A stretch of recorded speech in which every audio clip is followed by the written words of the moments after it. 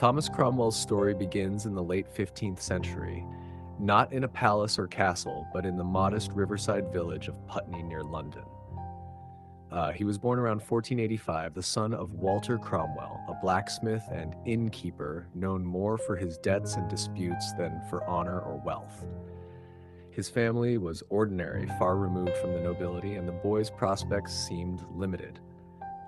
Unlike the sons of lords, Thomas had no title to inherit, no fortune to expect, and no powerful connections to open doors for him. Yet, within him lived a determination and sharp intelligence that would one day carry him to the very center of English power. As a child, he lived a rough existence. His father's temper was legendary, and his household was far from stable. Some later stories suggest that the young Thomas, restless and ambitious, fled his home while still in his teens. However he left, one thing is clear. He crossed the English Channel and entered Europe at an age when most boys would still be under their parents' roof. This decision changed the course of his life forever. In Italy, Cromwell experienced a world completely different from Putney. He is said to have served as a mercenary soldier, even fighting in the French army. Some accounts place him at the bloody battles that scarred the Italian states in those years. But Cromwell was not made for the soldier's life.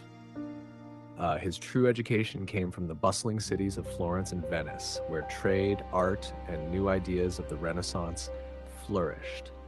Here, he absorbed languages, mathematics, and the principles of law and governance. He was introduced to humanist thinking, the belief that learning and reason could reshape society.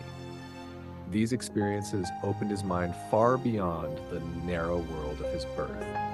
Later, in Antwerp, one of Europe's great commercial hubs, Cromwell worked among international merchants. He became fluent in several languages, developed an understanding of trade, and sharpened his skill with finance. By the time he returned to England, he was no longer the blacksmith's son who had once walked Putney's muddy streets. He had become a worldly man, educated in ways few Englishmen of his standing could ever hope to be. When he settled again in London in the early 1520s, Cromwell's talents quickly drew attention. He entered the service of Cardinal Thomas Wolsey, the most powerful man in England after King Henry VIII himself. Wolsey was both Lord Chancellor and the king's closest advisor, and Cromwell proved himself invaluable to him. He managed legal affairs, oversaw financial matters, and contributed to Wolsey's grand projects, such as the building of Cardinal College at Oxford. Cromwell was practical, efficient, and shrewd, qualities Wolsey admired. But serving Wolsey was not without risk. Wolsey's power depended entirely on the king's favor, and that favor was about to collapse. Henry VIII, married to Catherine of Aragon, had grown desperate for a son. Catherine had given him only one surviving child, the Princess Mary, and Henry feared that without a male heir, the Tudor dynasty would crumble. His obsession with Anne Boleyn, a young and ambitious woman at court, only deepened his desire to rid himself of Catherine. He asked the Pope for an annulment, claiming his marriage was invalid. This plea became known as the King's Great Matter, and Wolsey was charged with resolving it. For years, Wolsey tried, negotiating with Rome, maneuvering through Europe's tangled politics, but he failed.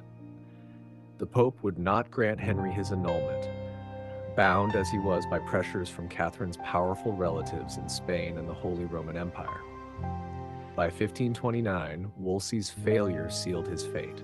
He was stripped of power and left to die in disgrace. Many of Wolsey's servants abandoned him, fearing that they too would fall with their master. But Cromwell remained loyal. He even defended Wolsey in Parliament, a bold act that caught the king's eye. Henry saw in Cromwell not only a useful servant, but also a man willing to take risks and stand firm. In the uncertain world of Tudor politics, this was no small thing. Cromwell soon entered Henry's service directly, and it was here that his true rise began. Where others hesitated, Cromwell offered bold ideas. He suggested that if the Pope would not grant the annulment, Perhaps England could free itself from Rome's authority altogether. This was a revolutionary thought. It meant severing ties with centuries of tradition, defying the head of Christendom, and risking excommunication. Yet Henry, frustrated and impatient, was willing to consider it. Through Cromwell's guidance, Parliament passed laws declaring Henry the supreme head of the Church of England. The Pope's influence in England was dismantled, and in its place rose the king's authority. Anne Boleyn was married to Henry, and their daughter Elizabeth was born. What had seemed impossible only years before had become reality, and Cromwell was the architect who made it happen. By 1534, Cromwell was firmly established as Henry's chief minister. He was the king's principal secretary, the man who turned the king's wishes into law. Unlike the great lords of the realm, Cromwell had no noble blood, yet he commanded greater power than many of them. His weapons were not swords or armies, but words, laws, and institutions. He used Parliament to give royal decisions the weight of legitimacy, turning it into a far more important body than it had ever been before. He built a network of informants who reported on disloyal whispers across the kingdom. He was efficient, tireless, and utterly devoted to the king's interests. But Cromwell also knew the dangers of such a position. Henry was not a man of steady loyalties. His favor could be overwhelming, but his wrath could be deadly. To serve Henry was to walk a narrow path, and one misstep could lead to ruin. For now, however, Cromwell was secure.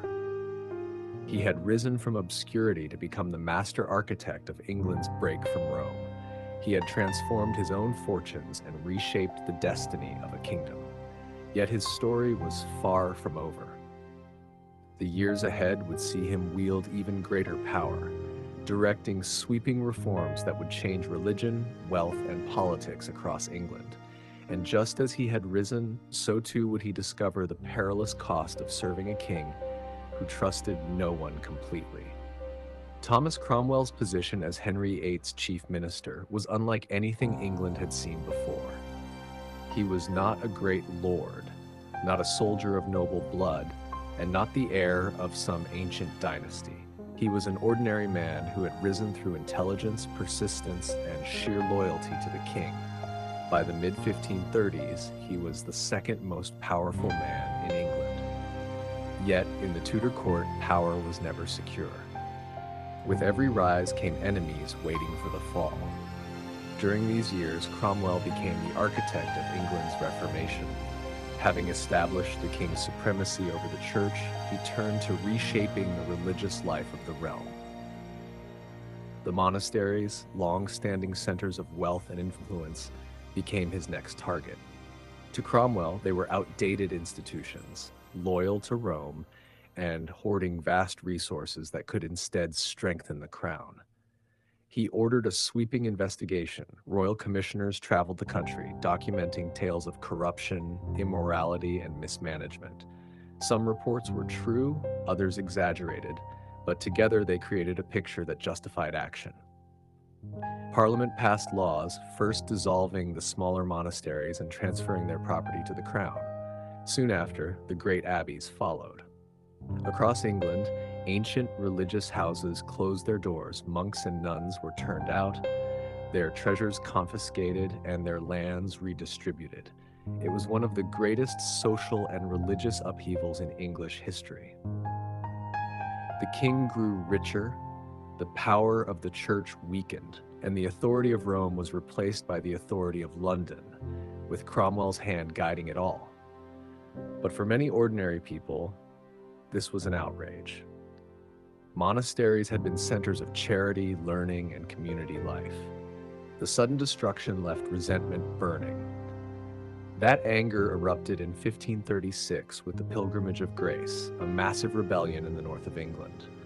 Tens of thousands rose in protest, demanding the old religion restored and the monasteries reopened. Cromwell became the target of their fury, seen as the king's heretic and destroyer. The revolt was suppressed with brutal force.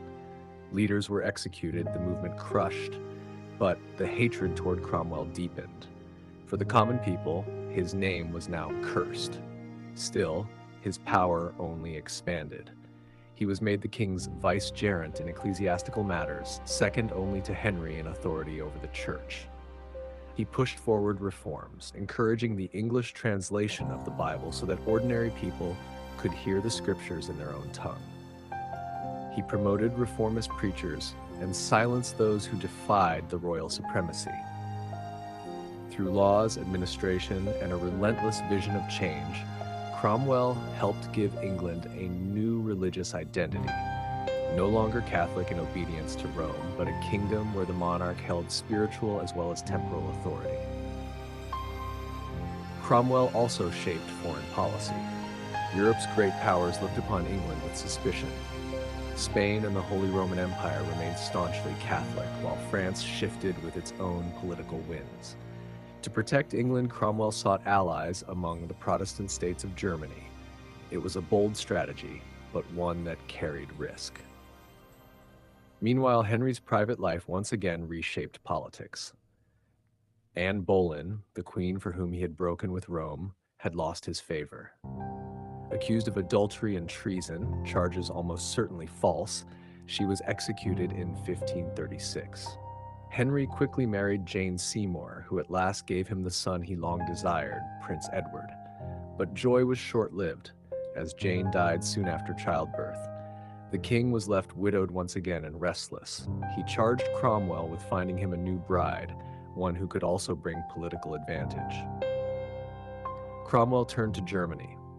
He negotiated a marriage between Henry and Anne of Cleves, a union meant to tie England closer to the Protestant princes and secure it against Catholic threats. On paper, it was a brilliant move, but Henry was not a man of paper alliances. When Anne arrived in England, the king found her appearance and manner displeasing. He complained bitterly, claiming he could not consummate the marriage. Within months, the union was annulled, and what had been intended as Cromwell's masterstroke turned into his humiliation. This failure gave Cromwell's enemies their chance. For years, the old nobility had despised him, a blacksmith's son who had risen above them, dictating the king's will. The Duke of Norfolk, in particular, seethed with hatred. His young niece, Catherine Howard, had caught Henry's eye, and Norfolk saw his moment to destroy the upstart minister. He whispered to the king that Cromwell had trapped him into a shameful match, that he had overstepped his bounds, even that he harbored heretical sympathies. In June 1540, at a council meeting, Cromwell was suddenly arrested. The king, who had trusted him for a decade now, turned cold. Accused of treason and heresy, Cromwell was dragged to the Tower of London, the very place where he had once sent so many others. He pleaded his loyalty, wrote desperate letters, begged for mercy. But the tide had turned. His enemies pressed their advantage, and Henry, swayed by rage and by Norfolk's faction, signed his death warrant. On July 28, 1540, Thomas Cromwell was led to Tower Hill. Before the crowd, he spoke calmly, acknowledging his sins as a Christian, but denying treason against his king. He prayed for Henry's long life, showing loyalty to the end, even to the monarch who had abandoned him. Then the axe fell, ending the life of one of the most remarkable figures in English history. Cromwell's fall was sudden, brutal, and final. Yet his legacy endured. He had broken England from Rome, dissolved the monasteries, and laid the foundations of a national church. He had strengthened royal government, reformed law and administration, and ensured that the Tudor monarchy was more powerful than ever before. His enemies rejoiced at his death, but the changes he had set in motion could not be undone.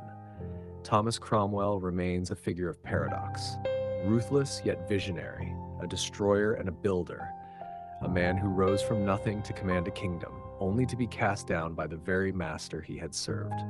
His story is the story of ambition, power, reform, and the dangerous game of survival at the heart of Henry VIII's England.